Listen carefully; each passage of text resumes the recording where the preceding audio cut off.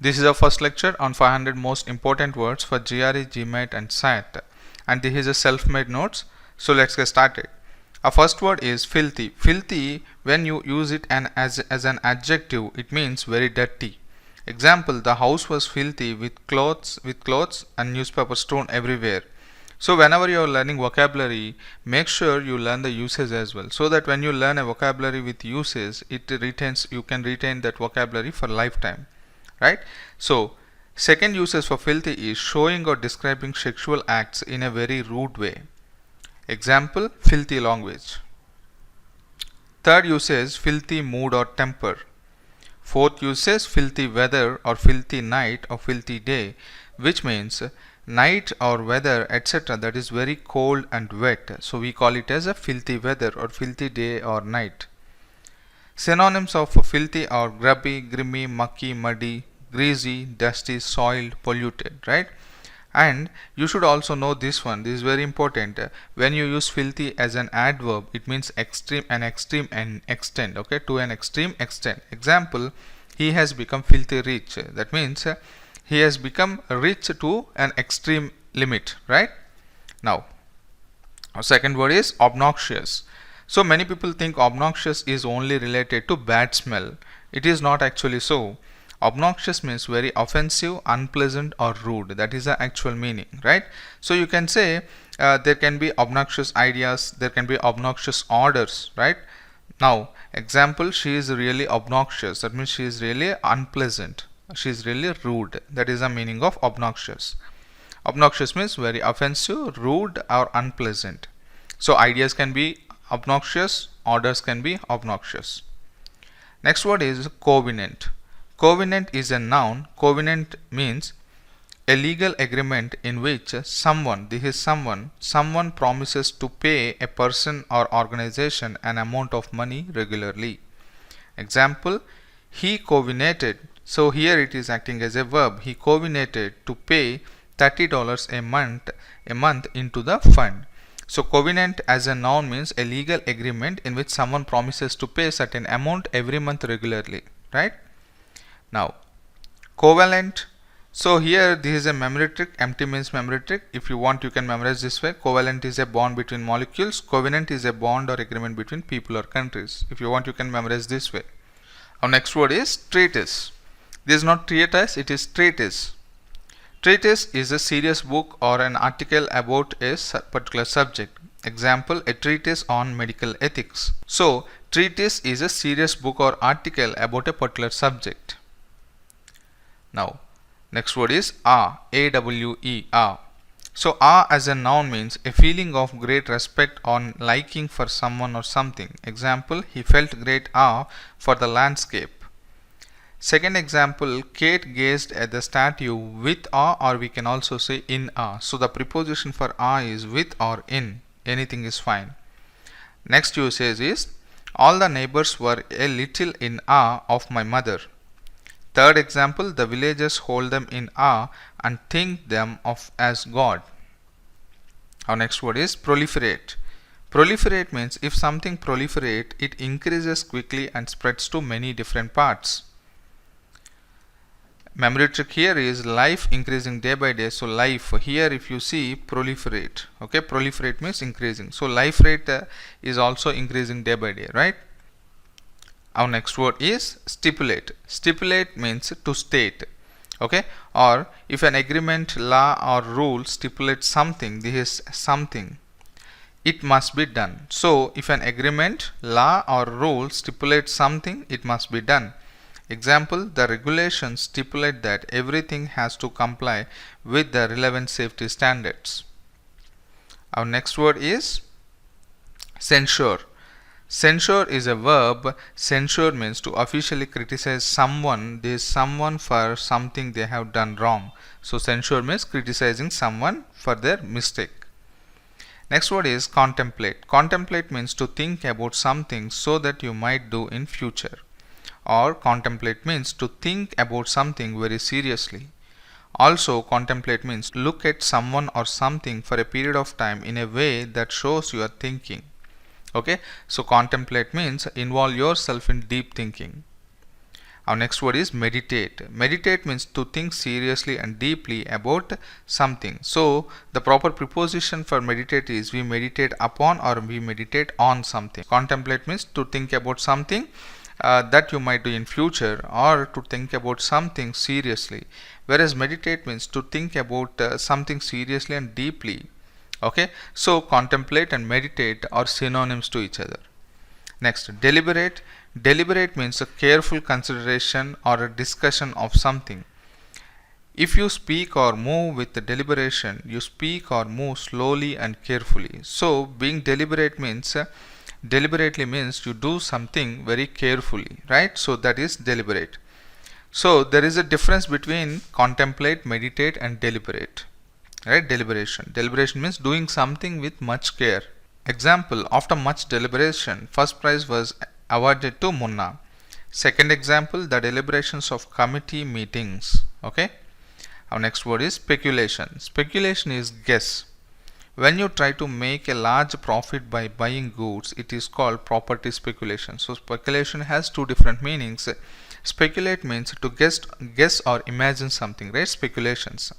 So when we speculate something, we make something guesses. We make guesses, right? So second meaning of speculation is when you try to make large profit by buying goods, it is called property speculation. Our next set of words are beautiful, pretty, handsome, good looking, attractive, gorgeous. So you should know the nuances where and when to use them, right? Now, beautiful means to describe woman who is attractive. So beautiful is only used for women, not for men. So pretty is also for women, right? So beautiful, pretty, they are used for women. Handsome is used for men. Good looking can be used for both women and men as well. Attractive means someone who looks good in a way that attracts sexual interest. So this is actually especially for sexual interest, attractive, right? So this can be attributed to both the men and women as well. Gorgeous is also related to both men and women who is stunningly attractive. Okay, so this is an exaggerated form of being attractive, right? So if you say attractive, that conveys certain meaning. If you say gorgeous, you are actually too much impressed with their sexual beauty, right? So too much attracted with their beauty. So gorgeous is an extended version. So it is a strong version of attractive. Now good looking is a normal fair word. Okay, attractive means someone who looks good in a way that attracts a sexual interest, that is attractive. Gorgeous means it is an extended form of attractive. Example, I can see he is handsome but I don't find him attractive. Using this example, you can actually know the nuances of handsome and attractive, right? Now our next word is momentous. Momentous means a momentous event, change or decision is very important because it have great influence on the future. Momentous. Whereas monumental means a monumental achievement or a monumental piece of work, etc. is very important and is usually based on many years of work, right? So examples are a monumental contribution to the field of medicine. Similarly, second example, Charles Darwin's monumental study, The Origin of Species. So you see here that examples between momentous and monumental, here it is a momentous decision. That means that particular decision will have a great influence on the future. Okay, that is momentous decision. That is very important decision which is going to influence greatly in the future.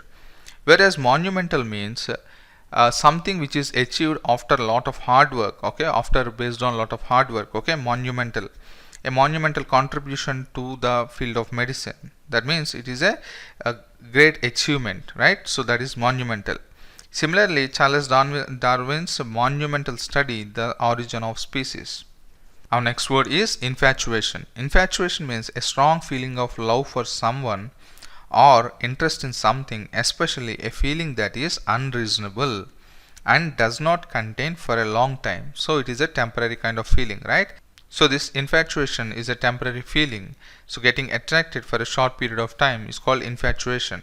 Our next word is passion. So passion has certain different kind of meanings. You should know each and every meaning, right? So passion, first meaning of passion is desire. Again, the meaning of desire here is very strong feeling for sexual love.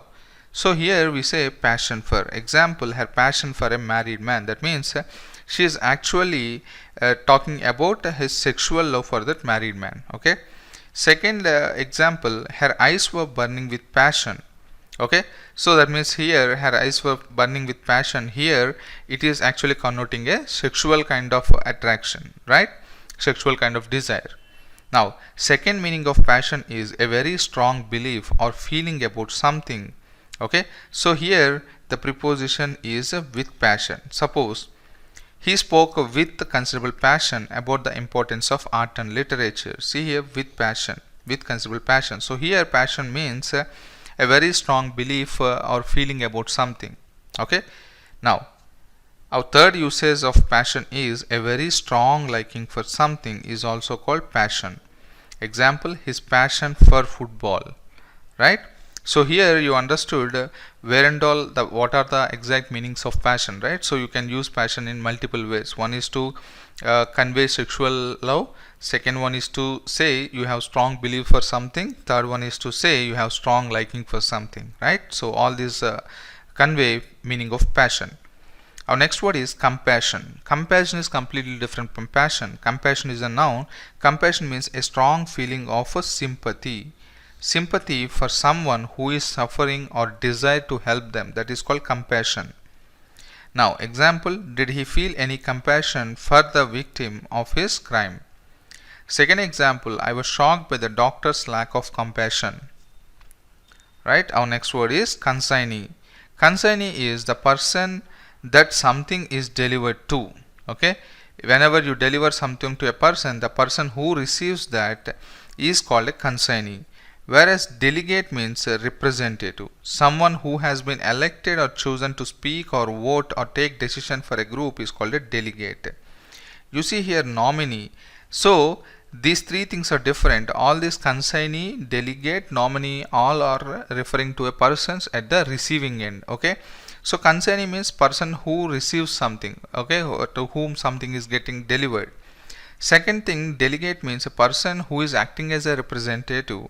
He is trying to deliver something on behalf of you, right? So someone who has been elected or chosen to speak or chosen to vote or chosen to take a decision for a group is called a delegate. He is actually a representative. Our next word is nominee. Nominee means someone who has been officially suggested for an important position, duty or prize. That is nominee. Our next word is tramp. Tramp is a noun. Tramp means someone who has no job or home and moves from place to place, often asking for money. So that is tramp. Similarly, there is a complete different meaning for tramp. Tramp means a long or difficult walk is also called tramp.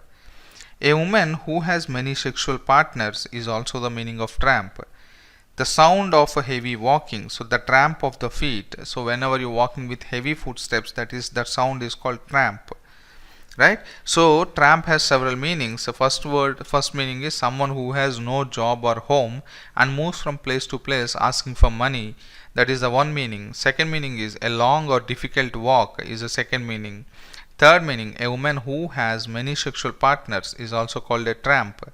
Similarly, the sound of heavy walking, whenever you walk with heavy footstep, the particular sound you emit is called also tramp of the feet. Example, a steady tramp of soldiers' feet. Our next word is prudent. Prudent is an adjective. As an adjective, prudent means being sensible and careful, especially by trying to avoid unnecessary risks. Example, prudent house buyers. Also, prudent, you have a usage of prudent as it is prudent for somebody to do something. Okay, this is also a proper usage for prudent. Now, example, it might be prudent to get a virus detector for detecting the virus at an early stage. Okay, so it is prudent for somebody to do something, right? So prudent means being sensible and careful by trying to avoid unnecessary risks. Our next word is morbid. Morbid is an adjective. Morbid means having a strong and unhealthy interest in unpleasant subjects, especially death. Example, a morbid fascination with instruments of torture. Second example, the trip was made all the worse by Frankie's morbid fear of flying. So actually morbid is nothing but having unhealthy interest in negative things, right? So having more kind of anxiety, unnecessary fear. So we say morbid fears. Our next word is vindicate. Vindicate is a verb. Vindicate means to prove that someone who was blamed for something is in fact not guilty. So vindicate means to free someone from blame. Also, vindicate means to prove that someone or something is right or true, that is, justifying someone or something. Example, the decision to advertise has been vindicated by the fact that sales have grown. Our next word is occult. Occult is a noun. Occult means mysterious practices and powers involving magic and spirits, that is, occult. Example, he was a strange man who dabbled in the occult. Occult as an adjective means magical and mysterious, right? So we can say occult skills or occult powers or occult topics, right? So our next word is unnatural. Unnatural means seemingly false, not natural, or artificial or fake is called unnatural. Supernatural means impossible to explain by natural causes and therefore seeming to involve the powers of God and magic, God or magic. So unnatural is completely different from supernatural. Unnatural means it's like artificial or fake, whereas supernatural means it is impossible to explain by natural causes and therefore it seems to have involved with the powers of God and magic. Okay. Our next word is menace. It's not menace, it is menace. Menace means something or someone that is dangerous or something which is a threat is also called menace. So menace is basically, it means threat. Or second meaning of menace is a person, especially a child, that is annoying or causing lot of troubles. So a child causing lot of nuisance is called a menace. Example, he was charged with demanding money with menace. Here the menace here means threat. So he was charged because he demanded money with threat. Our next word is delineate. Delineate means to describe or draw something carefully so that people can understand it. Here you see, delineate means to describe or draw something carefully so that people can understand it, or to make the borders between two areas very clear, that is delineating the borders. Okay. Next, articulate means to express your ideas or feelings in words.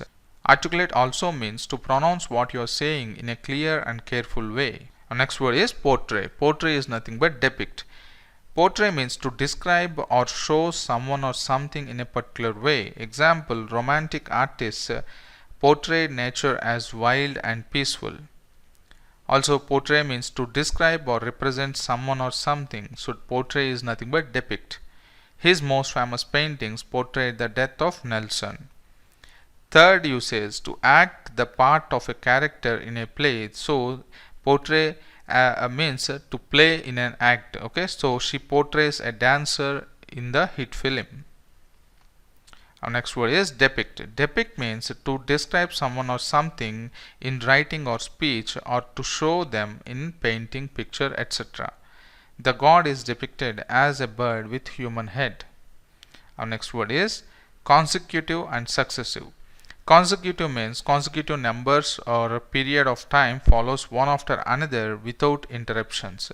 So here interruptions means the gap must be even. Okay, that is meant by consecutive. Suppose if I ask you to write consecutive even numbers, it will be 0, 2, 4, 6, 8, 10. All these are consecutive even numbers, right? If I ask you to write successive even numbers, so all consecutive integers or all consecutive numbers are successive also, but not all successive are consecutive. For suppose successive means it can be like a 0, 2, 6, 8, 12 and so on. If you see here, the gap is 2 here, 2 here, 2, everywhere the gap is 2. So wherever the gap is equal, okay, the gap can be 0 or gap can be 1, gap can be 2. So wherever you are having an even number of gap there, so the gap must be equal. So where the gap is even, so we say that is consecutive.